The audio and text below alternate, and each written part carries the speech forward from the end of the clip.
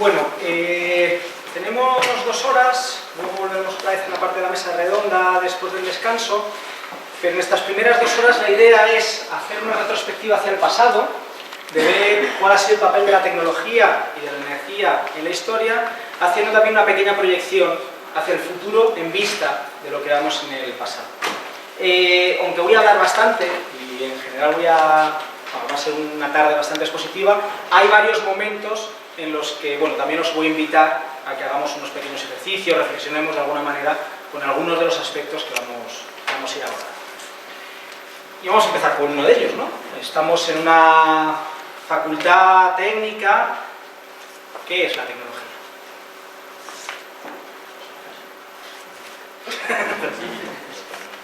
Carlos creo que quiere responder. ¿Quién se anima a lanzar alguna idea? No, vamos a construirlo colectivamente. Conocimiento aplicado. Conocimiento aplicado. Máquinas.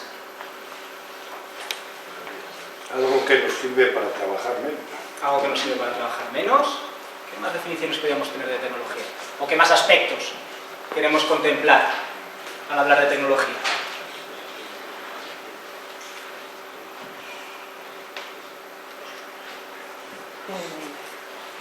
Bueno, yo os propongo una definición que va a ser como una definición de trabajo a lo largo de esta tarde y que tiene que ver con muchas de las cosas que habéis planteado, menos con lo de trabajar menos. Bueno, la tecnología podría ser esa parte de conocimientos aplicados, pero la tecnología también tiene una parte material que habla pues, de una serie de recursos físicos, materiales que necesito poner ahí en marcha para construir esas máquinas, y además de una parte energética. Sin energía las máquinas pues, no se mueven, de alguna manera necesitamos algo que las mueva. Bueno, pues la propuesta es que trabajemos sobre una definición de tecnología que se parezca a algo así, ¿no? A que es energía, materiales y conocimiento condensados, sin alguno de esos 3 aspectos, pues la cosa no nos funcionaría.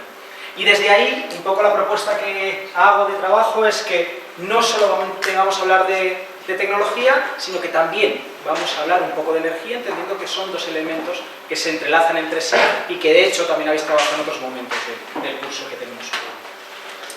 Total, que a la hora de ver la historia, hacer una mirada retrospectiva de cómo ha ido evolucionando la humanidad, pues podemos coger distintos hilos conductores. Podemos ir a hablar de cómo han ido evolucionando las distintas formas de habitar, más en concreto las ciudades, que cumplen un papel determinante en el presente y lo han cumplido en el pasado, de cómo han ido evolucionando distintos formatos económicos, formatos que a día de hoy llamaríamos de economía solidaria, aunque en su momento tenían otros nombres, formatos de economía extractora, el feudalismo sería un ejemplo, la economía capitalista, cómo han ido interrelacionándose, cambiando unos con otros, qué distintos sistemas políticos hemos tenido y en concreto cuál ha sido la evolución del Estado, entendiendo que el Estado es un elemento absolutamente central en la historia de la humanidad relativamente reciente, cómo han ido cambiando los distintos tipos de trabajo, entendiendo que en la sociedad por lo menos hay dos formatos que no siempre tienen unas fronteras definidas, ¿no? Lo que hemos denominado trabajo productivo y que tiene más que ver pues, con hacer una serie de bienes o producir una serie de servicios para la sociedad, o lo que tiene que ver con un trabajo más reproductivo que habla, pues, de alguna manera, pues, de conservar la sociedad, de permitir esa reproducción social. Cómo han cambiado la demografía, las migraciones, cómo las luchas sociales han sido un elemento determinante en los órdenes sociales que tenemos en la actualidad, cómo han cambiado de alguna manera los sistemas de valores, podríamos decir los dioses que han ido guiando a las sociedades a lo largo de su historia, y cómo han ido evolucionando también las relaciones con el entorno. Bueno, estos serían distintos ejes conductores, muchos de ellos los vamos a abordar a lo largo de esta tarde. La propuesta es que no vamos a ser capaces de entender cómo han cambiado cada uno de esos ejes si no miramos cómo han ido influyendo los distintos formatos energéticos y cómo han ido influyendo los distintos sistemas tecnológicos en cada momento de la historia de la humanidad. No quiero decir que la ciencia y la tecnología, que la energía explique toda la historia de la humanidad, ni mucho menos. Lo que quiero decir es que sin atender a este parámetro tampoco somos capaces de entender el conjunto de la historia de la humanidad. De manera que voy a focalizar en este aspecto. Pero antes de empezar, una pequeña introducción, no sé si va a haber internet.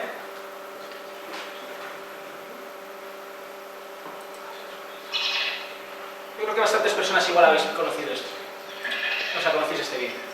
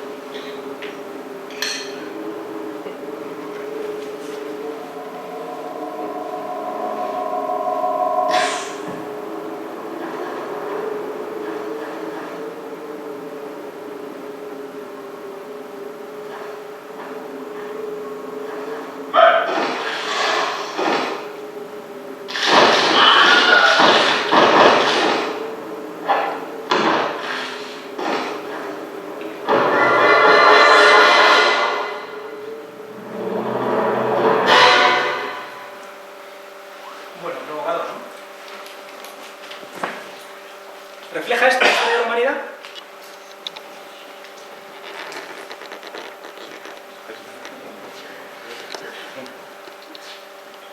A ver, que hablar un poco, ¿eh? Camino llevamos de ello, ¿no? Faltan guerras, nos falta. Bueno, el papel de la tecnología es claro en el vídeo, ¿no? O sea que... Y además le da un papel muy determinado. No... Digamos que no hace una visión muy compleja de la tecnología, de para qué se ha utilizado. ¿Lo refleja o no lo refleja? ¿Qué falta? ¿Qué sobra? Falta toda la historia preindustrial. Se la ventila rápido, ¿no?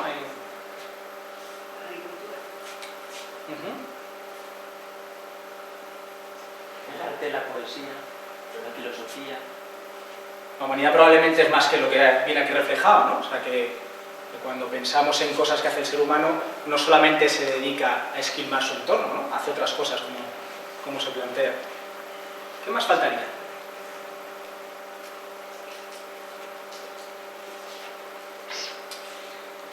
Bueno, vamos aclarando, a ver si con esto nos vamos en paz. Yo creo que faltan cosas. Yo creo que refleja alguna parte de la historia de la humanidad, refleja pues, posibles futuros hacia los que nos vamos encaminando, a lo mejor no futuros muy lejanos, y sobre eso hablaremos al final de la tarde, pero yo creo que faltan también elementos y falta una mirada compleja de lo que está ocurriendo y de lo que ha ocurrido a lo largo de la historia de la humanidad. Vamos a intentar darle un poco de mirada compleja, entendiendo que tampoco tenemos mucho tiempo y llegaremos a lo que vamos a poder llegar. Total, ¿cómo han ido interrelacionándose energía, tecnología y sociedad? Pues desde la prehistoria, desde el Paleolítico. Bueno, pues hay una interrelación, yo diría que bastante importante, entre distintos formatos metabólicos en los cuales ha ido evolucionando la sociedad con distintas organizaciones sociales. De hecho, cuando nuestras fuentes energéticas eran sobre todo lo que conseguíamos a través de la caza y de la recolección, con una cantidad de energía disponible pues pequeña, comparada desde luego con lo que tenemos en la actualidad, pues las sociedades, entraré luego sobre ello, eran mayoritariamente igualitarias, con una economía pues bastante doméstica, lo que ahora podríamos denominar una economía doméstica. Las primeras sociedades agrarias significaron un salto en la energía disponible por la humanidad y también cambiaron algunos de los formatos. Probablemente las sociedades siguieron siendo marcadamente igualitarias, pero los formatos de economía empezaron a cambiar. Ya no eran tan domésticas, sino que empezaron a aparecer formatos de intercambio que a día de hoy podríamos denominar dentro del paquete de la economía solidaria, aunque por supuesto entonces no se llamaba así. La agricultura siguió avanzando, siguió incrementándose la capacidad energética adquirida por parte de las sociedades humanas y aparecieron sociedades que no se basaban ya en la igualdad, sino que se basaban en relaciones de dominación entre unos seres humanos y otros, y entre los seres humanos y su entorno. Los formatos económicos también cambiaron, y entonces fueron las épocas en las que la economía exactora, y os comentaba antes que lo que es el feudalismo es un ejemplo de economía exactora, fue lo mayoritario. La última etapa, una vez que entramos en el tercer momento metabólico, el metabolismo industrial basado en los combustibles fósiles y en una tecnología tremendamente desarrollada, es el de sociedades marcadas por el capitalismo y en las cuales las relaciones de dominación también son norma. Sociedades en las cuales el consumo energético ha aumentado pues, de forma exponencial comparado con lo que hemos tenido en momentos previos de la historia de la humanidad. Empecemos desde el principio. Empecemos por esa parte del metabolismo forrajero que en realidad es el grueso de la historia de la humanidad. La gran parte de nuestra historia ha sido en la cual nuestras fuentes energéticas eran la caza y era la recolección. En general teníamos poca energía disponible, era una energía que no podíamos almacenar muy bien, pues los métodos de conservación de los alimentos eran relativamente escasos, no eran muy fácilmente controlables, salvo el fuego, y luego hablaremos en concreto del fuego, y en general las fuentes eran de acceso universal, todo el mundo más o menos podía cazar, podía recolectar. Y esto ayudó a tener una sociedad en la cual pues, había una serie de características. Una primera, que yo creo que es una de las características importantes, es que no nos entendíamos tanto como individuos aislados, sino como parte de un grupo. Nuestra identidad era una identidad relacional en la que yo era el hermano de, el hijo de, el padre de, el tío de o el amigo de, ¿no? Y dentro del grupo había una entidad como propia del grupo y no tanto, aunque también pudiese haber, de los individuos. Y esto es normal porque en realidad el grupo era la base de la supervivencia. Sin unas relaciones fuertes dentro del grupo, las personas no podían sobrevivir de manera individual. Y una identidad individual pues marca una economía que tiene que ver, una economía en general, pues comunitaria, que se ha venido a denominar como opulenta, en la cual la donación y la reciprocidad era algo natural. Es natural dar a lo que es como parte de mí mismo o intercambiar en un formato recíproco pues con quien también de alguna manera entiendo que es parte de mi yo, de alguna forma, ¿no? En general en sociedades con poca especialización y con poco trabajo del que ahora podríamos llamar trabajo productivo, 2, 4 horas al día y además probablemente de forma intermitente, era lo que se dedicaba a lo que ahora denominamos trabajo productivo. Eran sociedades, como antes adelantaba, en las cuales probablemente había pocas desigualdades de jerarquía y también pocas desigualdades de género. En ese sentido, de alguna manera, la significación social, la capacidad de influencia en el grupo estaba más o menos repartida y dependía luego, pues bueno, pues de los caracteres de cada cada una de las personas. Al hilo de esto, en general parece que eran sociedades en las que los conflictos que tenían, que por supuesto que los tenían, imposible que no los tuviesen siendo seres humanos, no los dirimían tanto en forma de guerras, sino con otro tipo de formatos en los cuales pues, jugaba un papel probablemente importante el tema de los intercambios de pareja, o probablemente tenía un papel importante también pues, mecanismos rituales para bajar las tensiones, o regalos que de alguna manera pues, intentaban acallar los distintos conflictos que se iban produciendo. El tiempo se veía como un tiempo, bueno, pues de un presente continuo que se alargaba hacia el futuro. Y esto tiene su sentido en una identidad que tenía que ver con una identidad relacional, porque si de alguna manera mi identidad era el grupo, y en el grupo están mis hijos, pero también están mis mayores, bueno, pues hay una capacidad de proyectar ese espacio, ese tiempo hacia adelante, porque yo también voy a ser lo que hagan después mis hijos y yo también soy lo que han hecho mis abuelos previamente. Eran sociedades que en general tenían una tasa de retorno energético, es decir, la diferencia, el cociente mejor dicho, entre la energía que invertían en conseguir energía y la que obtenían, pues bueno, relativamente alta, podía rondar a lo mejor en 1 a 10. Invertían una unidad de energía y conseguían 10 a cambio. En general, esta es una tasa de retorno energético, y luego volveré, que hubiera permitido sociedades algo más complejas de las que había, pero realmente esto no era ni lo necesario para estas sociedades, probablemente para su supervivencia, ni además era lo que de alguna manera era posible, un mecanismo en el cual pues, no había acumulación por los formatos que tenían de obtención de energía.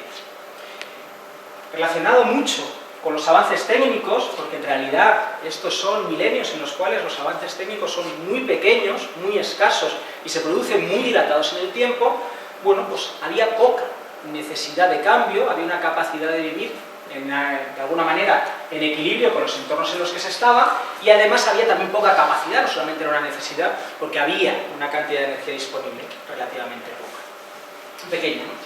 Como digo, esta poca capacidad de cambio tenía que ver en parte con esa identidad relacional y con ese traspasar de generación en generación unas formas de ser y unas formas de estar, y también dependía, o sea, tenía que ver con que simplemente la supervivencia dependía de tener unas relaciones de equilibrio con el entorno. Por último, durante toda esta época, y esto también tiene que ver bastante con la tecnología, el ser humano no se sentía un agente sobre la naturaleza, sino más bien un engranaje dentro de todos los sistemas naturales. Tenía poca capacidad de incidencia y poca capacidad de modificación de su entorno, y desde ahí, en el mejor de los casos, se encontraba o se entendía como un custodio de los territorios en los que habitaba, pero no, ya digo, no como un agente transformador que tenía capacidad de influencia sobre ese entorno. Y esto también de alguna manera influye en formatos tecnológicos suaves y en pocas evoluciones tecnológicas. Sin embargo, hubo elementos importantes que hablaban de formatos energéticos y de formatos tecnológicos. Sobre los energéticos, bueno, el Homo sapiens ha traído de la mano siempre la utilización del fuego, y el fuego ha condicionado también mucho cómo se relacionaba y cómo interaccionaba con su entorno. Para empezar, permitió tener más potencia disponible que simplemente la que podemos hacer como seres humanos. Le añadíamos también la que nos permitía quemar la leña, y esta potencia extra, entre otras cosas, fue lo que posibilitó que el ser humano se expandiese por el conjunto del globo. Y lo permitió porque, por ejemplo, hizo que se pudiesen ingerir alimentos que de otra manera no hubiera sido posible, por ejemplo, cocinando, o por ejemplo, conservando alimentos pues, a través de procesos como el ahumado, porque permitió quemar distintos territorios, y eso hizo pues, que pudiesen expandirse también por distintos lugares, hizo posible la calefacción, se utilizó en la caza, permitió la protección frente a otros seres vivos, o facilitó la construcción de determinadas herramientas. Es más, parece que la conformación de un sistema nervioso pues, complejo como el que tenemos los seres humanos frente a un aparato digestivo relativamente pequeño, por ejemplo si lo comparamos con el de los rumiantes, pues muchísimo más pequeño, bueno, pues también parece que pudo tener que ver con el fuego, con la capacidad de tomarnos los alimentos de alguna manera precocinados, predigeridos, y que a partir de ahí pues bueno, pues tuviésemos digestiones más sencillas y tuviésemos aparatos digestivos que pudiesen ser más pequeños. Lo que es seguro es que desde luego el fuego facilitó la socialización humana. Y la facilitó porque permitió, por ejemplo, iluminarnos por la noche y mantener conversaciones cuando ya no había sol, o porque permitió dedicar menos tiempo a la masticación y más tiempo a una serie de cosas. Y desde ahí ayudó a conformar el tipo de sociedades que existían entonces y que exigen, de alguna manera, influyendo en el presente. Y las herramientas también hicieron una influencia importante en cómo fueron conformándose estas sociedades. Bueno, la primera tecnología que empezamos a utilizar es la de las herramientas, luego veremos que vendría pues, la de las autómatas y demás, ¿no? La de las máquinas, y en estas herramientas, es decir, pues tecnología manejada por los seres humanos en las cuales pues la energía que venía detrás es la energía humana, pues bueno, entre otras cosas permitieron aumentar la energía disponible, por ejemplo, en general aumentaron el ahorro y la eficiencia energética, algo que si miramos el ciclo de vida de producción de distintas tecnologías que vendrá después, pues probablemente no se volvería a repetir en la historia de la humanidad, no se volvería a repetir con los ahorros que hubo en ese momento, porque aumentaron la energía porque permitieron aumentar la capacidad de trabajo, lo hicieron más eficiente desde ahí, y además permitieron llegar a nuevas fuentes energéticas. El arco, como tecnología de entonces, permitió cazar cosas que entonces eran más difíciles de cazar y desde ahí llegar a nuevas fuentes energéticas. En general, la tecnología, no solamente entonces, sino a lo largo de la historia de toda la humanidad, pues no solamente ha sido una expresión cultural de cómo se relacionaban y cómo se organizaban esas sociedades, sino también ha sido un condicionante de cómo lo hacían.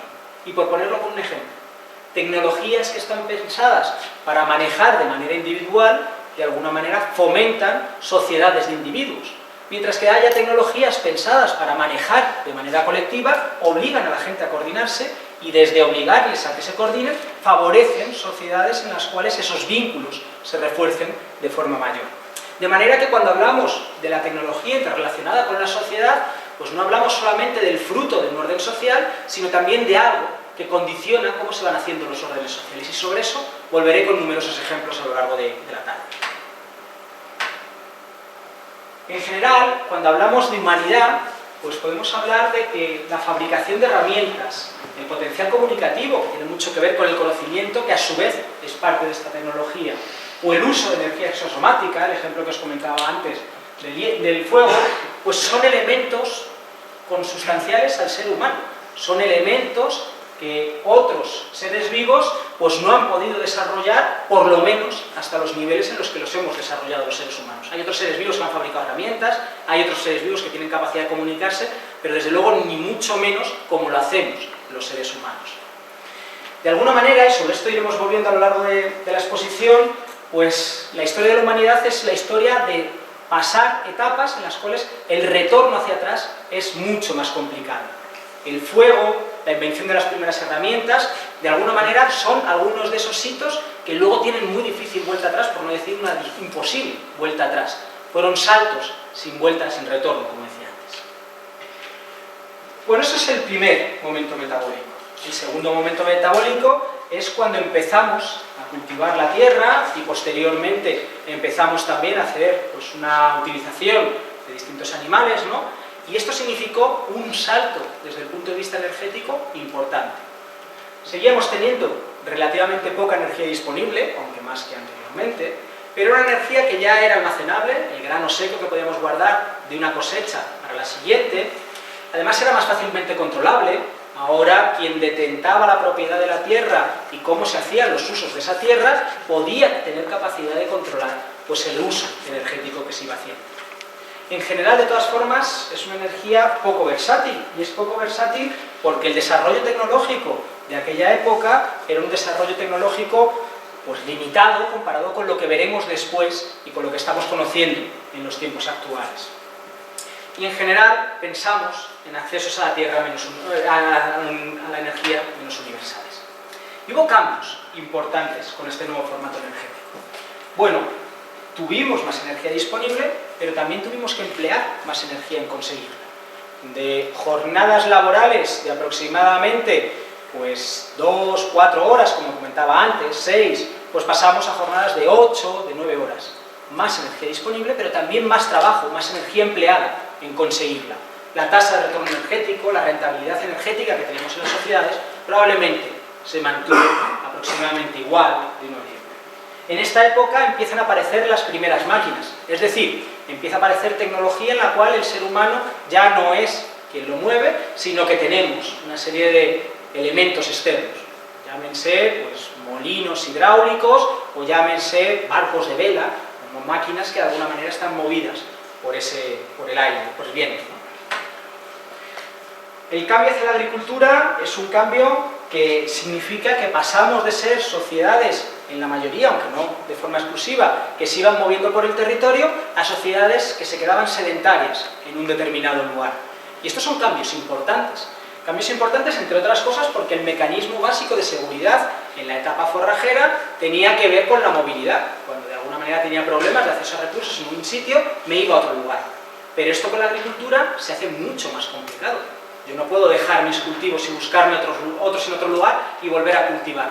Y este mecanismo de seguridad, que deja de ser pues, el que tenía que ver con esta movilidad, empieza a ser lo que tiene que ver con el comercio.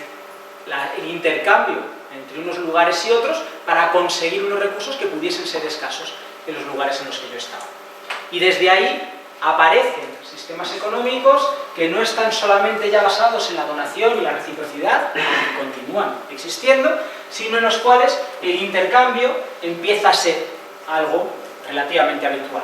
Intercambio en forma de trueque, yo te doy esto, tú me das esto, otra cosa, o intercambio lubricado por un dinero que en su primer momento era un dinero de tipo mercancía.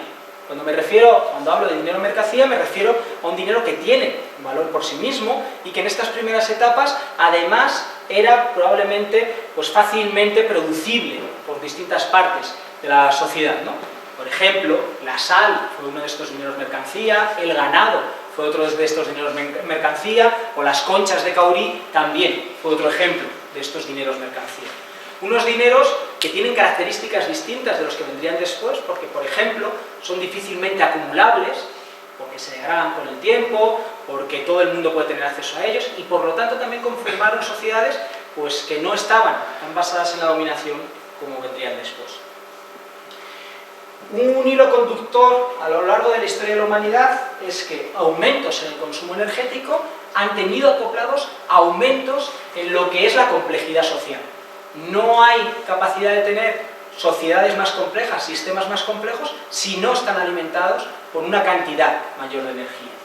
Y el aumento en la energía disponible, una energía que tenía que ver con estas nuevas tecnologías que aumentaron también su capacidad de apropiación, y ahora veremos algún ejemplo, ¿no? El hilo del hierro, pues tuvo acoplado este aumento de la complejidad. Aumento de la complejidad medido en que hay más nodos dentro de los sistemas, más población, que estos nodos están más interrelacionados, por ejemplo, había más comercio, por ejemplo, el hecho del sedentarismo también hacía más ricas las interacciones. Además, con un mayor grado de especialización social, pasamos de tener sociedades en las que todo el mundo más o menos hacía todas las tareas, con una cierta especialización, pero bueno, relativamente pequeña, hacia sociedades en las cuales empiezan a aparecer especializaciones claras en lo que tiene que ver, pues por ejemplo, con un trabajo más artesanal frente a un trabajo agrícola que en cualquier caso era clarísimamente mayoritario. Y mayor complejidad social también porque empiezan a aparecer funciones y necesidades que antes simplemente no eran necesarias. Por ejemplo, cómo vamos a guardar el grano de un año para otro y cómo vamos a organizar la siembra, o cómo vamos a organizar el riego de unas determinadas zonas para que de alguna manera satisfagamos las necesidades que vamos teniendo. Y con todo esto, el ser humano, que hasta entonces se había entendido como un engranaje de la naturaleza y que tenía muy poca capacidad de influencia sobre ella, empieza a entender que sí que tiene capacidad de influencia sobre ella. La primera tiene que ver con que de pronto es capaz de determinar qué especies predominan en un determinado territorio, especies vegetales, pero también especies animales, y esto significa un cierto distanciamiento. Es más, es un distanciamiento en el que esas especies se convierten en dependientes del ser humano, pues vamos domesticando toda una serie de animales, pero también domesticando una serie de plantas, de manera que muchas de ellas pues ya no son capaces de reproducirse si no es con la ayuda del ser humano, ayuda en forma de abonos o ayuda en forma de siembra y demás. Y el ser humano no se hace menos dependiente de esas plantas y de esos animales, porque al final la capacidad de sobrevivir pues acaba dependiendo de la capacidad de plantar, de la capacidad de pastorear a esos animales. Y este tiempo que había sido muy lento, estos cambios que habían sido pues, muy pausados a lo largo de miles de años, empieza a coger cierta aceleración con el inicio de la agricultura.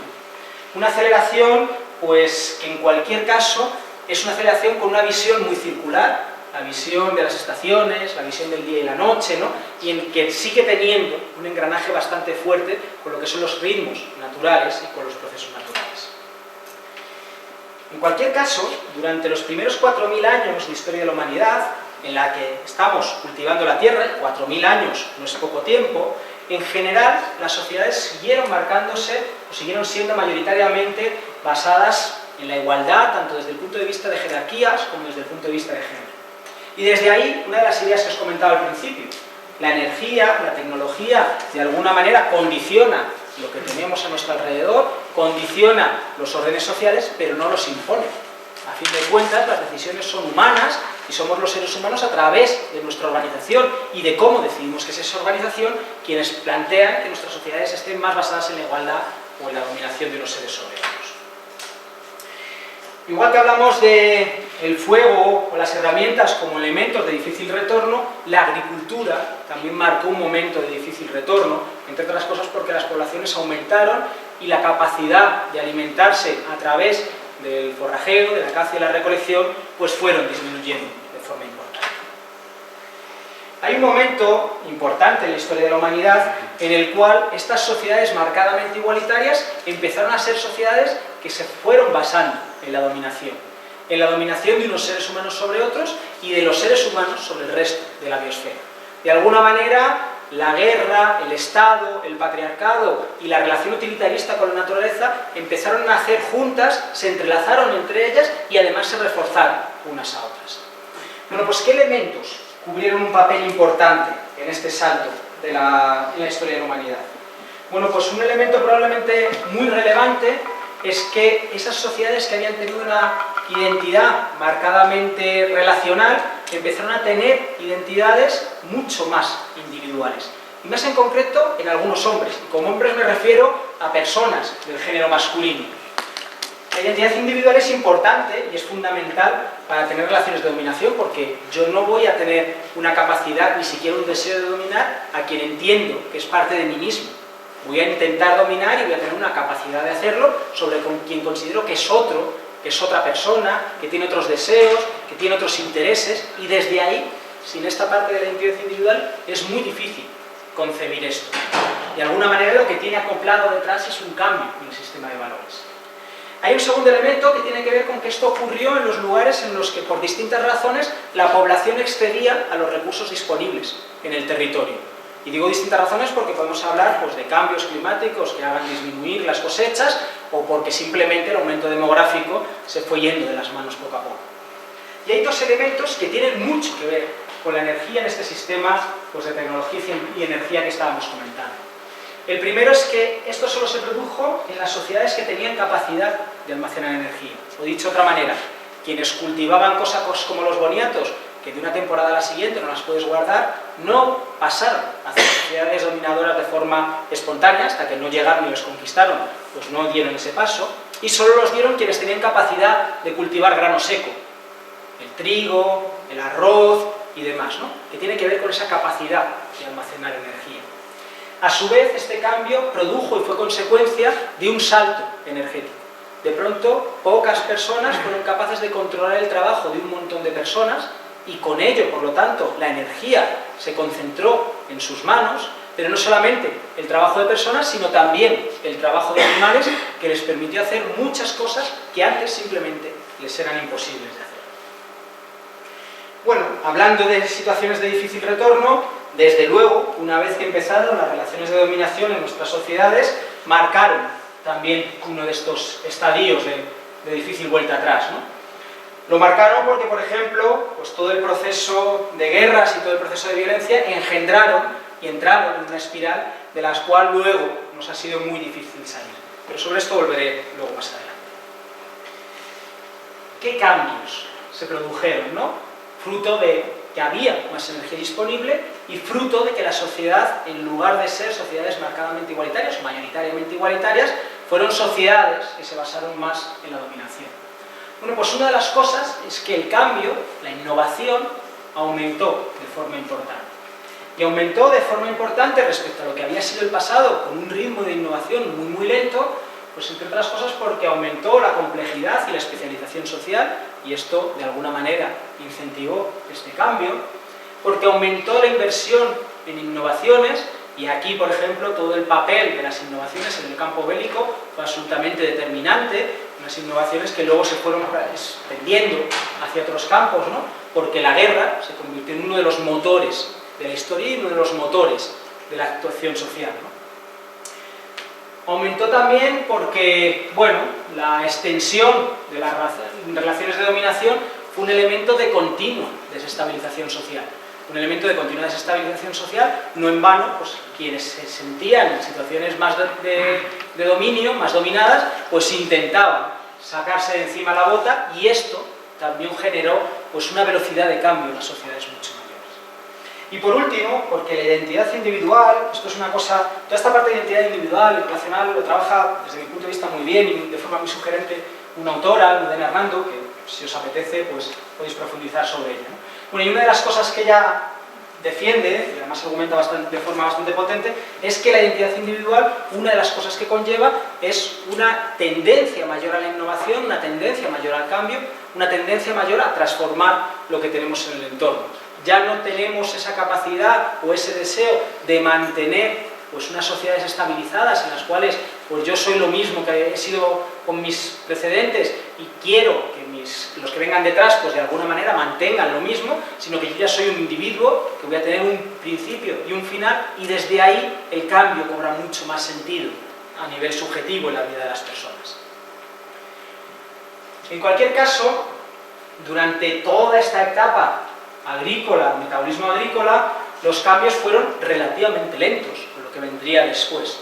Y fueron relativamente lentos, entre otras cosas, porque a fin de cuentas la estabilidad de las sociedades humanas, la capacidad de pervivencia, dependía de que hubiese un equilibrio con el entorno, de que de alguna manera no degradásemos pues, los entornos en los que cultivábamos y hacíamos el pastoreo, y además porque los excedentes energéticos, comparado con lo que vendrá después, eran relativamente reducidos.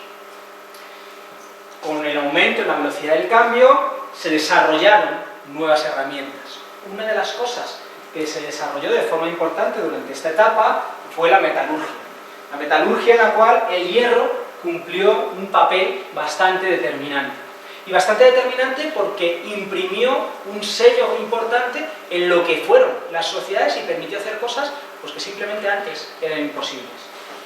Con el hierro se pudieron fabricar arados, y con el arado se aumentó la eficiencia en el trabajo del campo, se pudieron roturar tierras más duras, por ejemplo tierras arcillosas en Europa, y con el cultivo de nuevas tierras y con mayor eficiencia pudo aumentar más la población.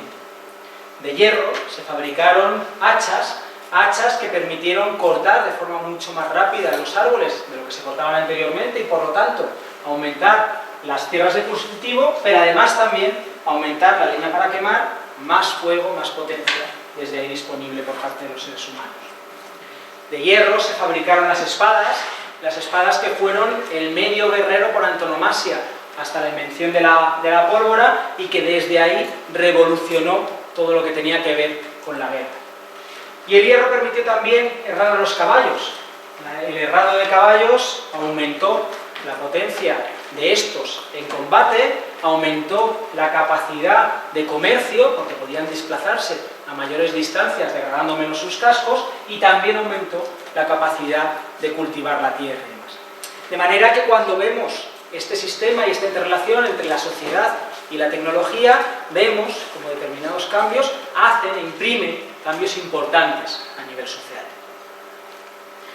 Bueno, y llegamos al tercer momento metabólico, el metabolismo industrial, en el cual de pronto tenemos una gran cantidad de energía disponible, una energía que además es almacenable. El petróleo lo puedo guardar porque es líquido y eso hace que se adapte al recipiente y además porque no se degrada con el tiempo, desde ahí tiene pues, características únicas y algo parecido le ocurre al carbón y demás, ¿no? Una energía que es barata, muy barata comparado con lo que me cuesta sacarlo, los rendimientos económicos que genera son altísimos, es fácilmente controlable por... Pero me quedo ahora, ¿no? Sí, sí. Ah, vale. Qué susto. Fácilmente controlable por pocas manos, que son pues, aquellas que detentan la propiedad del campo petrolero o que detentan la propiedad de la mina, y que además, unida con todo el desarrollo tecnológico acoplado a la revolución industrial, se convirtieron en tremendamente versátiles y que permitieron hacer un montonazo de cosas. Bueno, el salto energético, pues lo veis, ¿no? Pasamos de quemar cosas como la madera, con esa densidad energética, a quemar cosas como el petróleo o el gas natural, pues con unas densidades energéticas mucho mayores.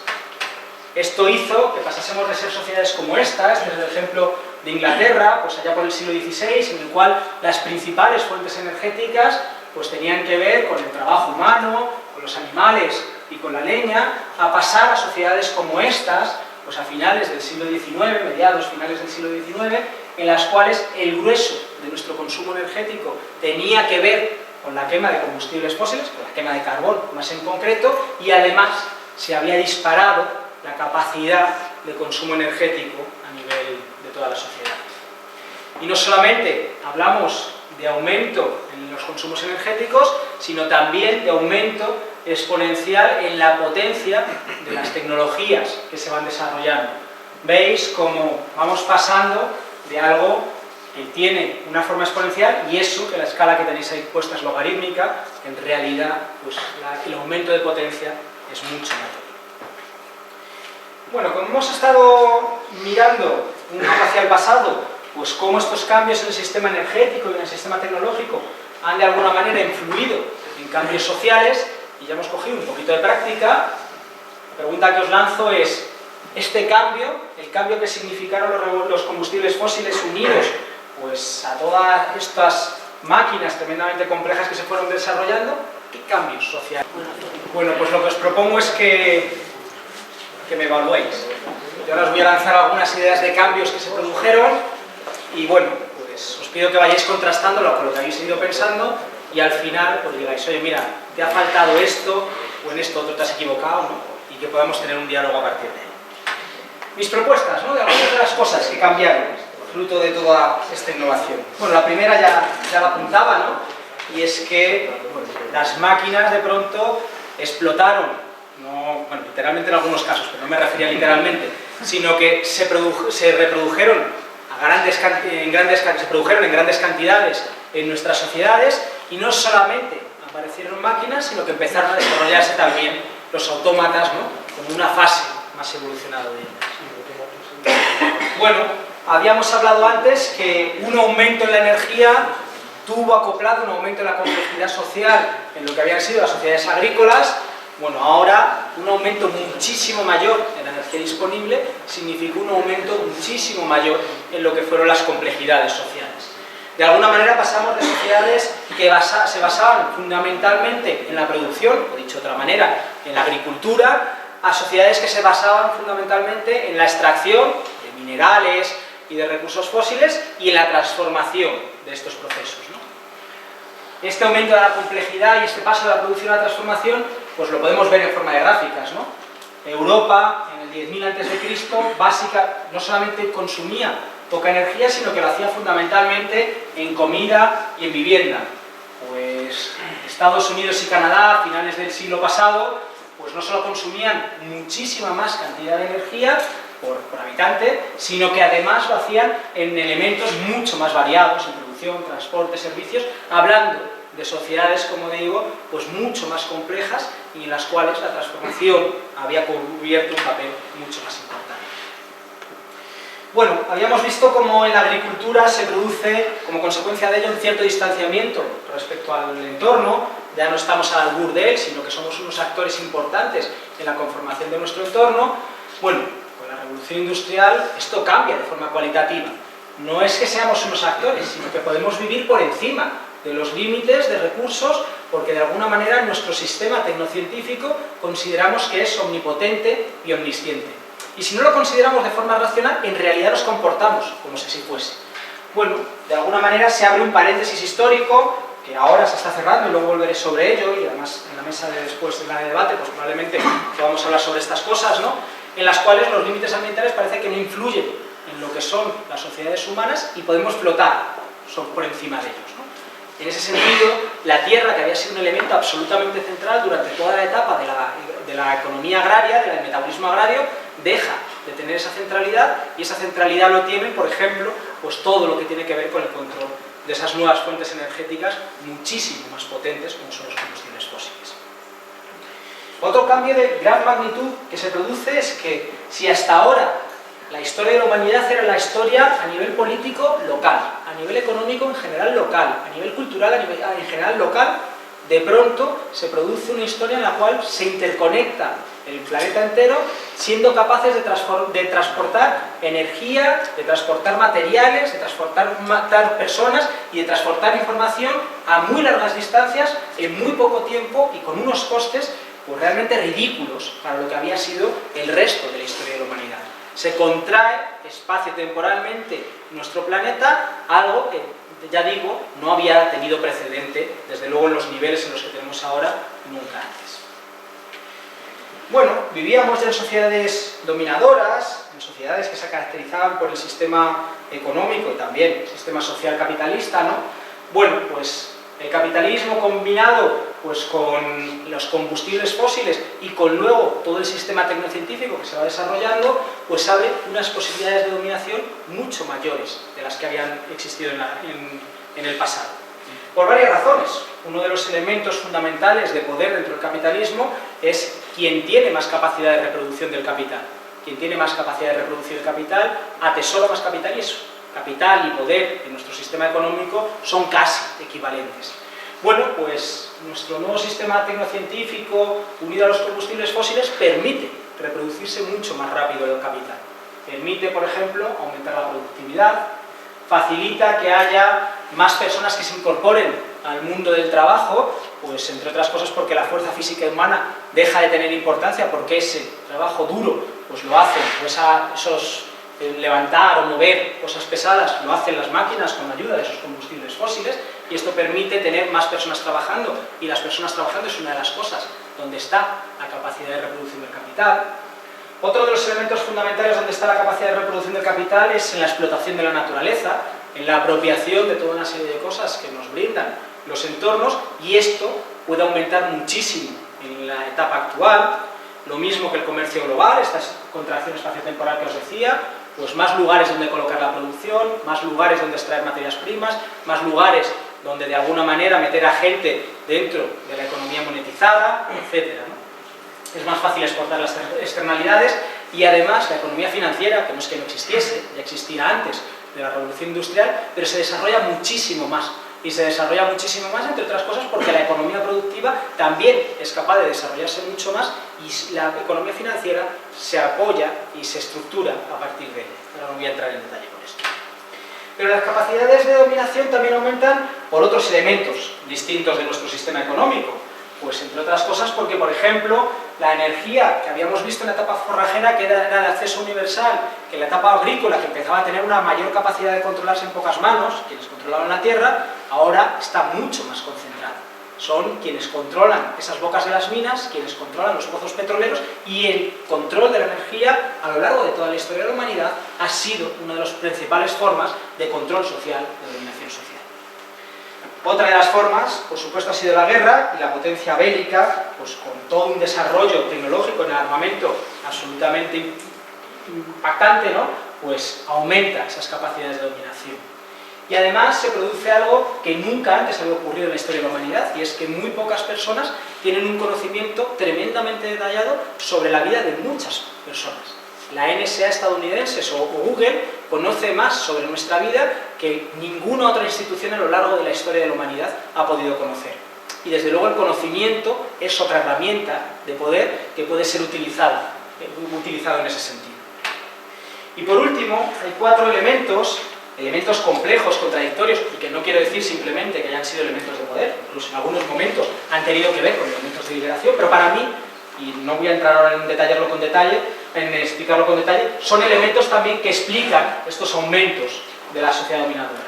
Me refiero a la metrópoli como evolución del formato ciudad, a la conformación de la sociedad de la imagen y la sociedad del consumo como un elemento fundamental pues, para que las sociedades no se rebelen, estén tranquilas y más o menos acalladas, me refiero en los espacios centrales como en el que estamos, a la evolución del Estado hacia lo que podríamos denominar el Estado fosilista, un Estado con una capacidad de incidencia y con una capacidad de determinación de la vida de sus ciudadanos muchísimo mayor que los estados previos, los estados agrarios, y a lo que Lewis Mumford denominó la megamáquina, es decir, todo ese entramado de máquinas, de autómatas, que al final acaban teniendo una influencia determinante en nuestra vida, entre otras cosas, porque tienen también capacidad de determinar lo que hacemos, lo que dejamos de hacer, y sobre eso entraré un poquito más adelante.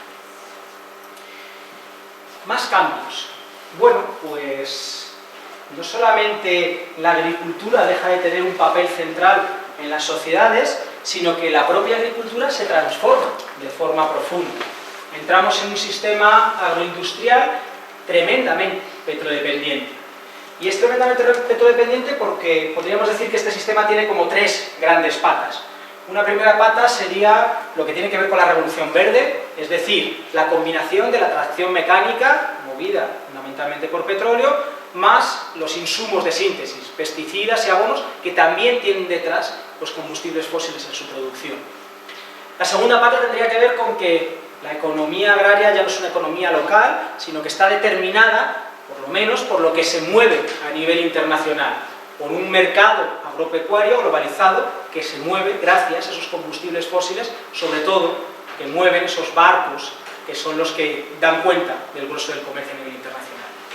Y por último, porque este sistema agrario está controlado por grandes corporaciones, por grandes transnacionales, que son las que son capaces de determinar los precios y dónde se colocan pues, los márgenes de beneficio y qué lugares de la cadena, pues de alguna manera tienen pues, situaciones peores, ¿no?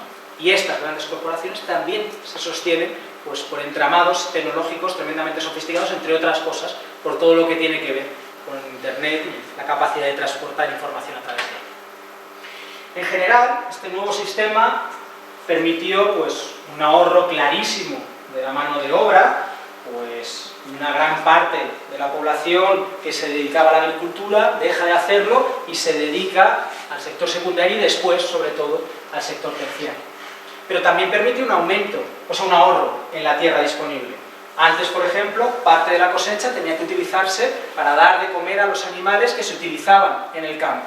Bueno, esa parte simplemente ya no tiene que utilizarse para los animales porque lo que se utiliza en el campo son maquinarias movidas por combustibles fósiles. No me estoy refiriendo a que la tierra arada disminuya, que aumentó de forma importante, sino a que la que se utiliza y se puede utilizar con fines pues, de alimentación humana o de otros tipos, pues se hizo mayor, ¿no?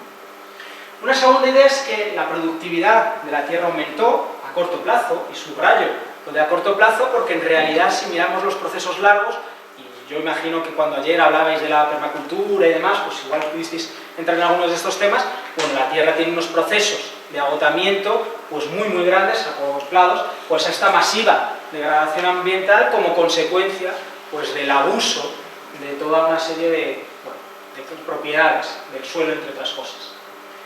No solamente se reduce la mano de obra, sino que se reduce pues una cultura entera, la cultura del campesinado, que era pues quienes tenían el conocimiento para vivir de los entornos, en los entornos en los que han ido habitando generación tras generación. Sabían cómo utilizar el agua, sabían cómo darle fertilidad a la tierra y sabían cómo hacer que todo eso durase durante el tiempo.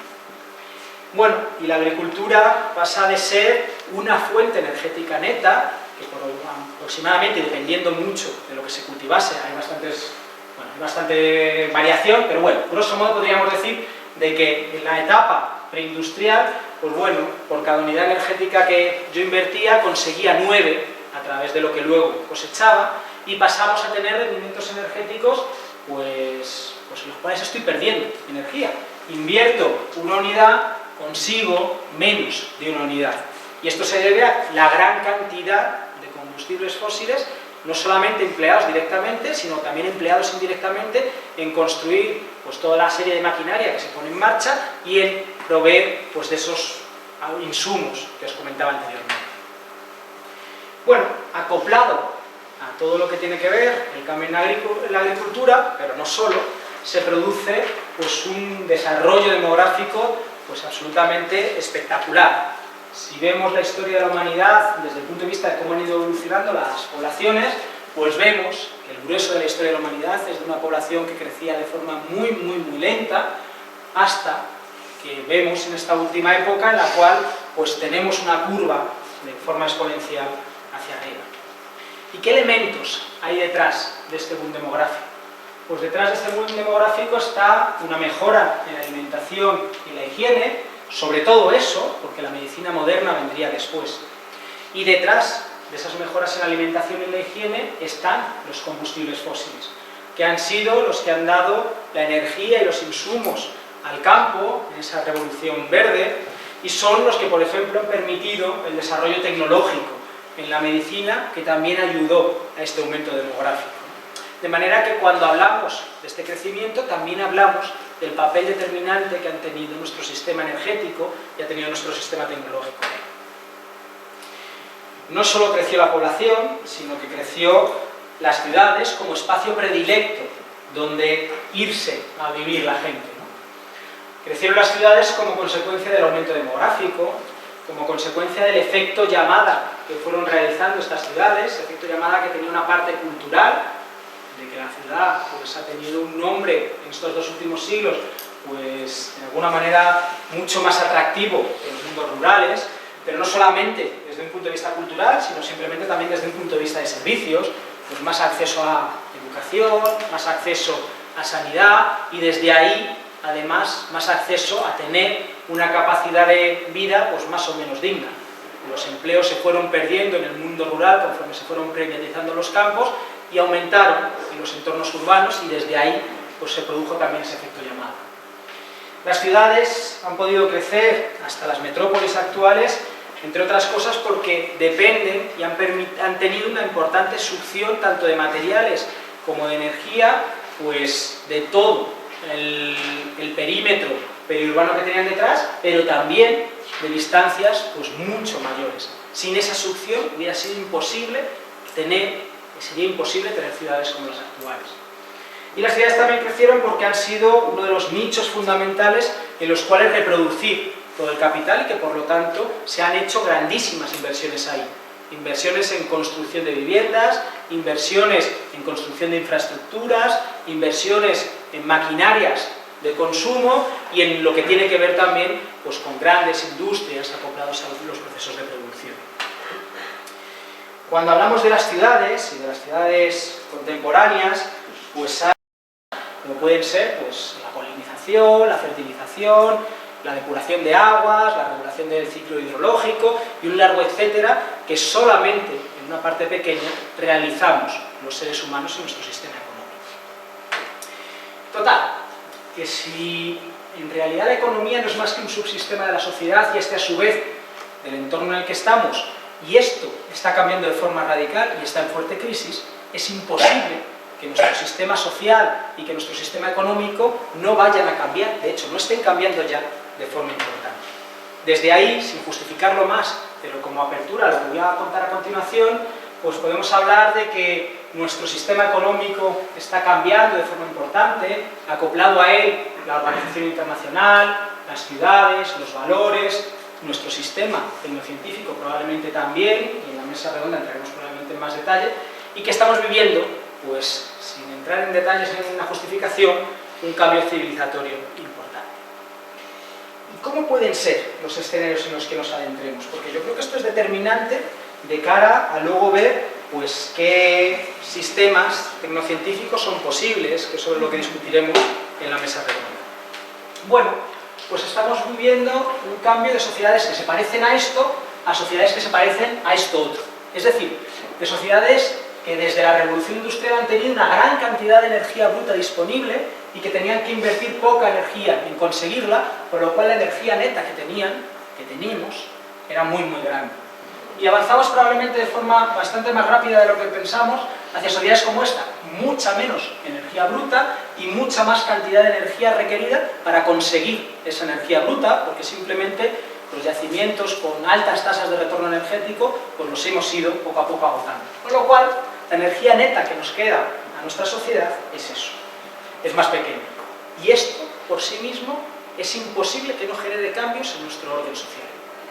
Es imposible, entre otras cosas, porque si volvemos la mirada hacia atrás, como hemos estado hablando, pues hemos pasado de una sociedad forrajera que digamos que tenía un campo de juego relativamente pequeño, poca energía disponible, un desarrollo tecnológico pequeño, hacia una sociedad agrícola que aumentó su campo de posibilidades y con ello su complejidad social, hacia una sociedad industrial en la cual la complejidad aumentó muchísimo y las posibilidades también.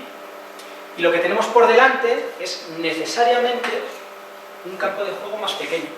Y es necesariamente un campo de juego más pequeño porque, aunque no lo voy a justificar ahora, no tenemos ninguna fuente energética ni combinación de fuentes energéticas que nos vayan a dar las prestaciones que nos han estado dando los combustibles fósiles.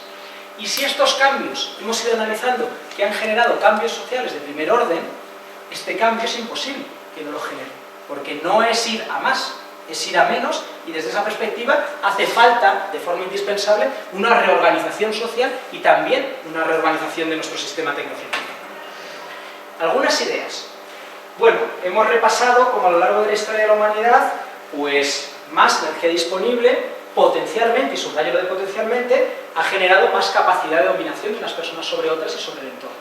Bueno, menos energía disponible, potencialmente, y vuelvo a subrayar lo de potencialmente, no necesariamente, podrá tener pues, unos grados de dominación social menores, ¿no? Esto, pues bueno, repasando algunas de las cosas que hemos visto, pero también viendo que sociedades menos complejas serán sociedades que tengan una menor estratificación social, potencialmente un poquito más igualitarias, formas de sometimiento más duras en las cuales pues, el consumismo o esta sociedad de la imagen pues poco a poco vayan siendo insostenibles, pues bueno, irán hacia formas de sometimiento más duras y la aprobación de las leyes mordaza en nuestro entorno pues habla de cosas de estas. Y esto pues puede generar resistencias mayores por parte de la sociedad. Bueno, en general, formas energéticas en las cuales haya una mayor autonomía, una menor competición por su uso, que de alguna manera sean de acceso más universal, bueno, pueden generar también sociedades algo más democráticas, porque todo el mundo, igual que ocurría en la sociedad forrajera, pueda tener acceso o más fácil acceso a ellas. Sociedades más pequeñas son sociedades que se gestionan mejor de manera democrática, no sociedades globales como las que tenemos, que es muy difícil gestionarlas de manera democrática. Y bueno, pues menos control de la información en pocas manos también es una herramienta de control social que se podrá ir perdiendo poco a poco.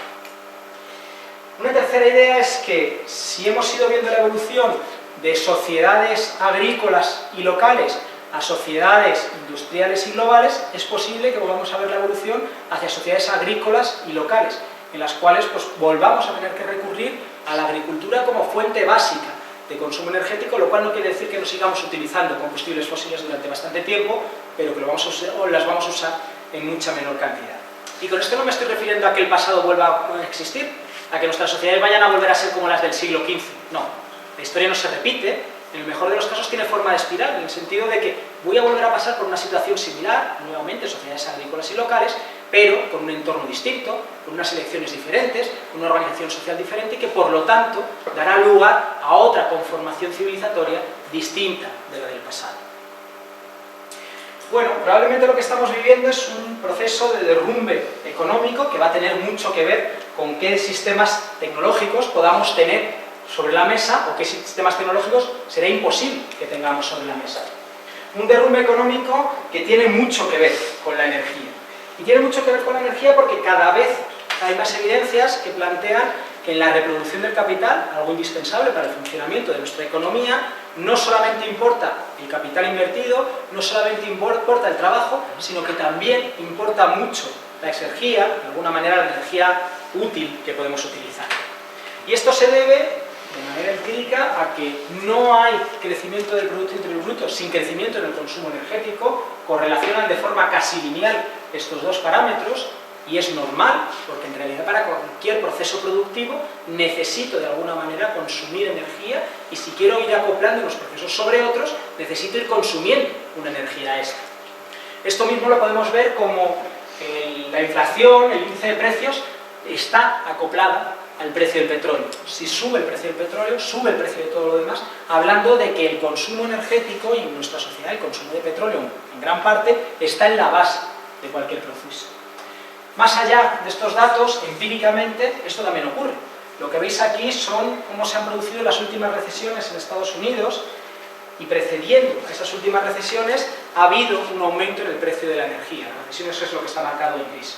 Y no me refiero a que el aumento del precio de la energía sea la única causa de las recesiones, pero me refiero a que es un elemento central en esos procesos y que tenemos que meter dentro de la ecuación para entender lo que nos está ocurriendo.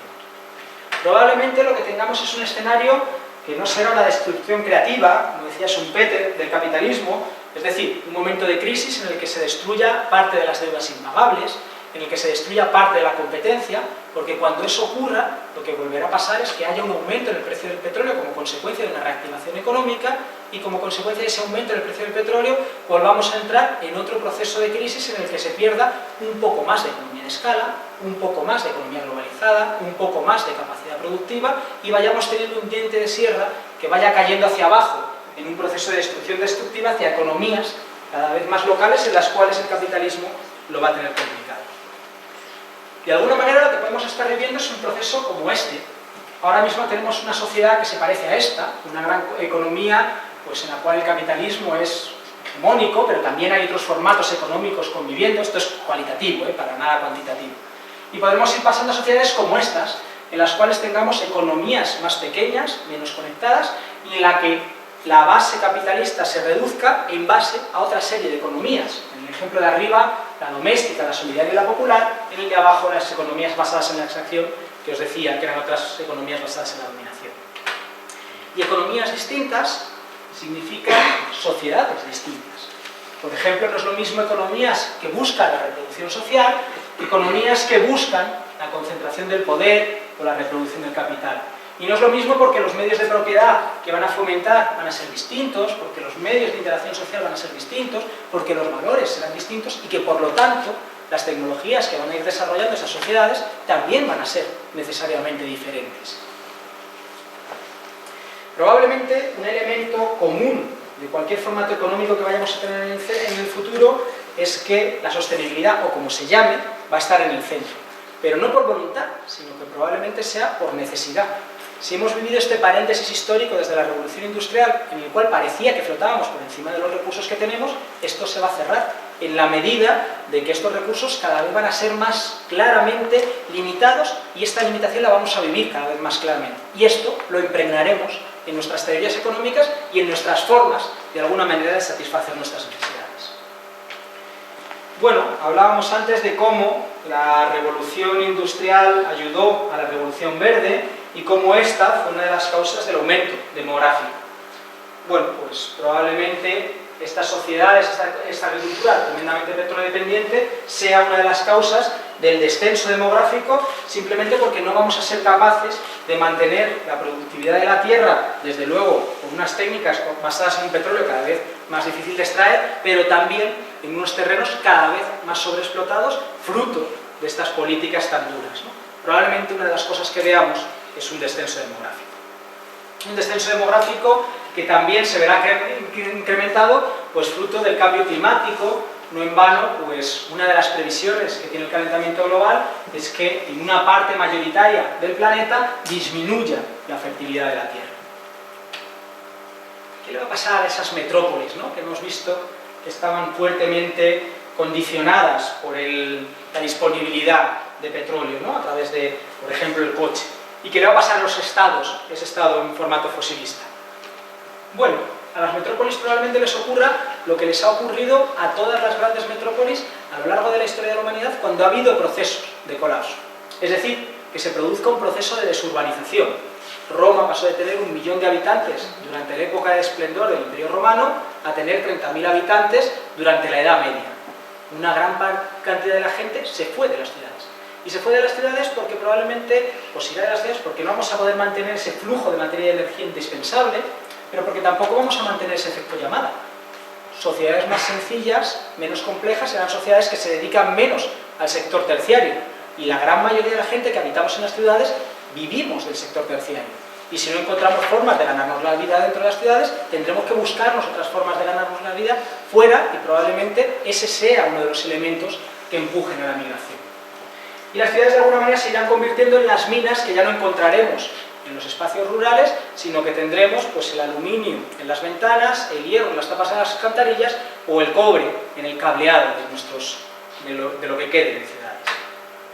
¿Qué le va a pasar a los estados?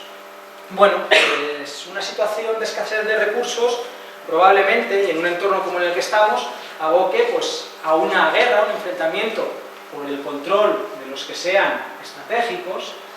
Unos estados que, al igual que hemos ido viendo que había habido un proceso de globalización económica y acoplado al proceso de globalización económica hemos vivido un proceso de globalización política, bueno, es posible que la cosa inversa ocurra. Acoplado al proceso de desglobalización económica, hay un proceso de desglobalización política en el que los estados recuperen algunas de las atribuciones que ahora están en organismos internacionales, o es más, que los estados se vayan disgregando, trozos del estado que se independicen, o lugares que se conviertan en feudos, es decir, territorios controlados por señores de la guerra, por mafias o por movimientos sociales que tengan la fuerza para hacerlo. Un último elemento que no he comentado tendría que ver con que si desde el proceso neoliberal hemos visto una pérdida de la capacidad económica del Estado, es posible que lo que veamos en el futuro es una recuperación de su capacidad como agente económico. Ya estamos viendo como distintos entes privados simplemente no son capaces de mantenerse por sí mismos. La banca ha tenido cuantiosos rescates, todo el sector inmobiliario también, el de las autopistas de pago también. Bueno, y es posible que esto lo vayamos viendo repetido en distintos sectores, de manera que llegará un momento en el que es posible que el Estado recobre el control de esos sectores, no tanto por voluntad como por necesidad para intentar mantener el entramado en el que estamos. Y desde ahí pensaremos en estados que también desde esa perspectiva generarán cambios. Bueno, hablábamos de tecnología, y la tecnología al principio la definía como materia y energía condensada, materia, energía y conocimiento condensados. Hemos ido viendo cómo han ido evolucionando cada uno de ellos, pues la capacidad de cambio acrecentada, el aumento en la disponibilidad energética y demás. Bueno, en el futuro una de las cosas que pueden ocurrir es un proceso de pérdida de la información importante. Un proceso de pérdida de información importante por 4 razones fundamentales. La primera es que un reservorio fundamental ahora mismo de la información es Internet, y ahí tenemos guardado una gran cantidad de información. Bueno, Internet vimos cómo tenía un proceso en el cual al principio pocas personas tenían acceso a él y vertían información en esto, en Internet, y poco a poco se fue universalizando. Bueno, es posible que vayamos viendo el proceso inverso, en el cual cada vez más personas se van desconectando y en el que eventualmente llegará un momento en el que pueda ser insostenible el mantener una red con unos requerimientos importantes, tanto materiales como energéticos, por detrás, ¿no? Y de hecho esto ya lo estamos empezando a ver. Cuando ahora mismo hay debates sobre la pérdida de neutralidad en la red, básicamente lo que tienen detrás es que haya personas que tengan más capacidad de volcar información y de recoger la información que hay en Internet. Ya Internet no es exactamente como había sido hace pocos años. Una segunda idea es que los soportes en los que guardamos nuestra información tienen una vida media muy pequeña. Nada que ver con el tallado en piedra. El tallado en piedra tenía poca capacidad de guardar información, pero tenía una capacidad de perdurar grandísima. La memoria extraíble con la que yo he traído esta presentación, pues casi con total seguridad dentro de 5 años no va a poder ser leída.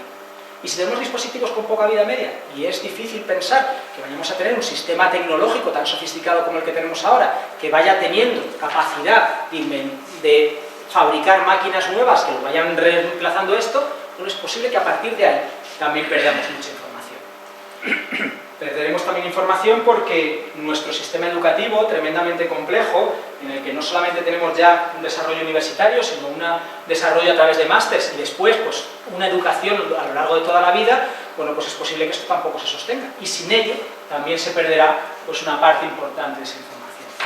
Y por último se perderá porque simplemente haya parte de lo que conocemos que será irrelevante en los futuros en los que nos vamos a adentrar en breve.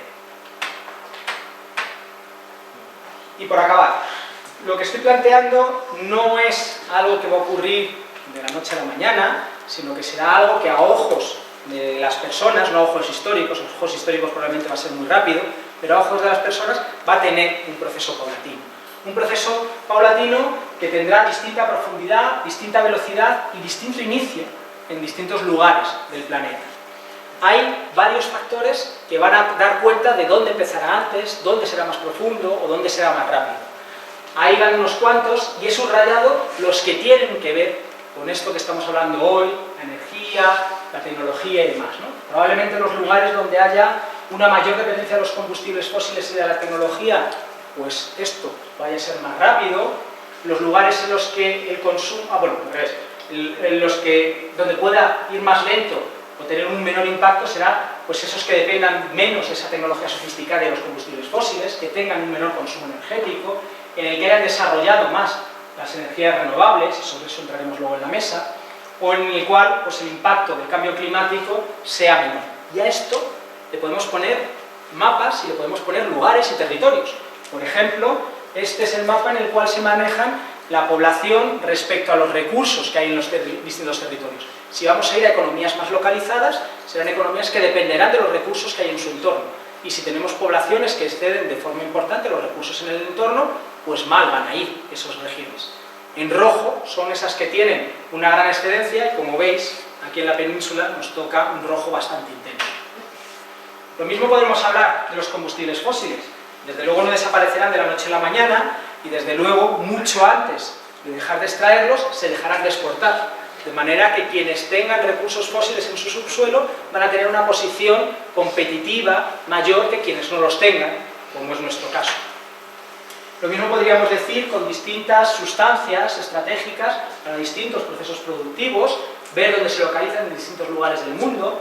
El que veis amarillo, que es el que predomina, es decir, el país donde tiene una amplia variedad de sustancias, sería China. Y podríamos hacer lo mismo con el cambio climático, entendiendo que hay lugares que serán incluso ganadores, que tendrán capacidad, por ejemplo, de cultivar cosas que antes no eran posibles, mientras otros serán perdedores netos, pues por ejemplo, con una menor precipitación o con un aumento de temperaturas, como se predice que ocurrirá aquí en la península. Total, y con esto lo dejo ya. Para terminar, si queréis, creo que nos quedan unos minutillos muy escasos para algún comentario y que, bueno, que plantee, pues, a partir de lo que es la vista hacia atrás, a partir de lo que son escenarios futuros. Por supuesto, lo que acabo de comentar no es lo que va a ocurrir, es hipótesis sobre lo que podría ocurrir, que en definitiva serán función también de las elecciones que tomemos los seres humanos, de las organizaciones que seamos capaces de crear y que, bueno, y de por dónde seamos capaces de que discurra todo esto. Si queréis lo dejamos con algún comentario, nos damos un descanso y nos vamos a la mesa. Pues yo la verdad es cuando has puesto ahí las transparencias y te has saltado unas pocas, me ha dado rabia porque he visto que te has saltado las de colapsos históricos, ¿no? Y bueno, me da un poco pena porque viendo cómo han sido los colapsos del pasado podemos un poco dilucidar cómo hacerlo mejor. Y no sé si nos puedes dar unas pinceladillas así muy breves de qué colapsos ha habido y cuáles han sido un poco menos malos, aunque solo sea un poquito por encima. Bueno, me lo he saltado por... Bueno, ya, imagino que por tiempo y... No, porque... Bueno, claro. Ah, bueno, si me has hablado yo... No voy a hablar. O sea, es que me he traído una cosa de después ahora y por eso he tenido que... Bueno. Pero bueno, básicamente la idea. A lo largo de la historia de las sociedades, sobre todo basadas en la dominación, ha habido distintas sociedades que han colapsado, ¿no? Un ejemplo, yo creo que bastante paradigmático, es el del Imperio Romano. El Imperio Romano era un imperio que necesitaba expandirse continuamente para mantenerse en estabilidad. Expandirse me refiero militarmente, lo que le permitía conseguir pues, nuevas tierras, lo que le permitía conseguir botines, oro y plata, y lo que le permitía conseguir esclavos, y estos tres elementos eran los tres elementos indispensables del funcionamiento económico del Imperio Romano. ¿Qué ocurre? Que hay un momento en el que el Imperio Romano ya no se puede expandir más. Por el norte se encuentra a las poblaciones germanas que le plantan cara, por el sur pues tiene un desierto que no tiene mucho interés, y por el este pues también tiene determinados límites, ¿no? Y a partir de ahí todo empieza a ir mucho más complicado. Los rendimientos que da la tierra, o los rendimientos que dan unas minas que cada vez van siendo explotadas en mayor medida, pues van siendo decrecientes, y estos rendimientos decrecientes acaban entrando en una espiral pues, de crisis que convierte pues, lo que había sido uno de los grandes imperios de la historia de la humanidad pues en un sonoro colapso. Y esto es algo repetido en distintos lugares. Esta capacidad de expansión hasta que de alguna manera la complejidad del sistema es demasiado grande para poder mantener una entrada, un flujo energético lo suficiente para que el sistema no colapse, es algo que se repite en distintos lugares del planeta, las sociedades mayas y más. ¿Es algo inevitable? No. Tenemos ejemplos de otras sociedades que son capaces de no colapsar a lo largo de un montón de años. El imperio chino es capaz de vivir crisis en las cuales pierde parte de la complejidad.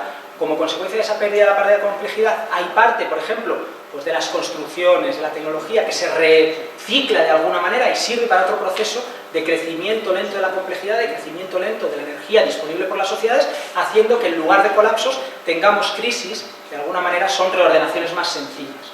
¿Es eso toda la historia? Pues tampoco es toda la historia.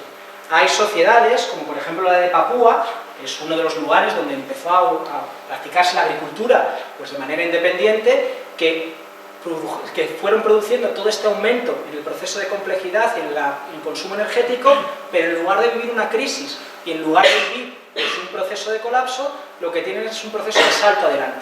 Cuando se enfrentaron a los límites de los recursos del territorio donde estaban, fueron capaces de reorganizar la sociedad, de reorganizar su sistema productivo para, manteniendo tasas de igualdad social bastante aceptables, pues fuesen capaces de sostener las necesidades de su sociedad.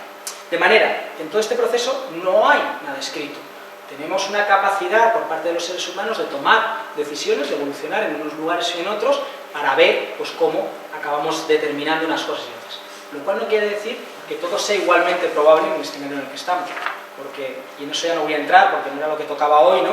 Yo creo que las probabilidades que tenemos de colapsar como civilización no es que sean altas, yo creo que son altísimas, entre otras cosas porque nuestros grados de extralimitación son tan grandes y las inercias culturales, políticas, económicas son tan fuertes que realmente pues no solamente no tenemos mucho margen de maniobra, sino que es que ni siquiera estamos maniobrando nada. Con lo cual, pues las perspectivas son bastante complicadas desde ahí. O sea, dicho de otra manera, no sé si la cultura, pero los conocimientos están en Internet, ¿no? O sea, dijo Leibniz que hay otros mundos, pero están en este. La cuestión es, ¿están en nuestras cabezas para superar este colapso? O sea, ¿tenemos los conocimientos y los recursos personales y colectivamente para superar esta crisis de una manera amplia? Yo creo que esa es una de las preguntas importantes que entran justo en la mesa redonda de a continuación. Entonces, más que responderla, si queréis, lo que hacemos es que nos lo tomamos, congelamos la pregunta y entramos en ella en la mesa redonda, porque yo creo que es uno de los temas en el que vamos a entrar. ¿Nos tomamos un descanso?